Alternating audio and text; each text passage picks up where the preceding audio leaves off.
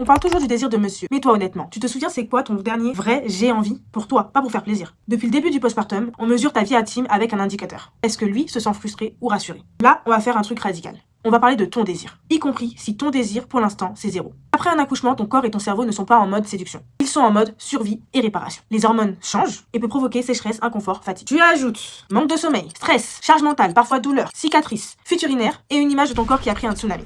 Dans ces conditions, ce n'est clairement pas un bug si ton désir se met en veille. C'est une adaptation de ton corps à la priorité du moment. Te garder en vie et fonctionnel. Le problème, ce n'est pas ta baisse de libido, le problème, c'est le récit qu'on colle dessus. On va très vite vers « je suis frigide, je suis nulle, je ne suis plus une vraie femme ». Alors que les études montrent qu'une énorme proportion de femmes ont une baisse de libido après la naissance. Surtout dans les premiers mois. C'est une phase, un état, qui mélange hormones, contexte, fatigue, émotion. Ça ne résume pas ta valeur. Si en ce moment tu as 0 libido, ton objectif n'est pas de le satisfaire. Ça peut être de dormir une nuit un peu correcte, de voir une amie, de faire un truc qui te reconnecte à toi, en dehors du rôle de mère et de partenaire. Ça, c'est le terreau du désir. Ton désir peut revenir, mais pas forcément comme avant. Peut-être que tu auras moins envie de performance. Peut-être que tu auras envie de plus de contrôle, de pouvoir dire stop. Là, je ne veux pas. Parce que tu as compris exactement ce que ça coûte de t'oublier. Ton désir postpartum, ce n'est pas une copie conforme de celui d'avant. C'est une version mise à jour. Et tu as le droit de la découvrir à ton rythme. Ce qu'on te dit rarement en consultation, c'est que pour beaucoup de femmes, le problème c'est le contexte. Un contexte où tu gères le bébé, la maison, la charge mentale, et où on vient encore te demander d'être disponible, souriante et partante. Ton désir n'est pas cassé, il se protège. Et parfois, il attend juste qu'on prenne ta réalité au sérieux.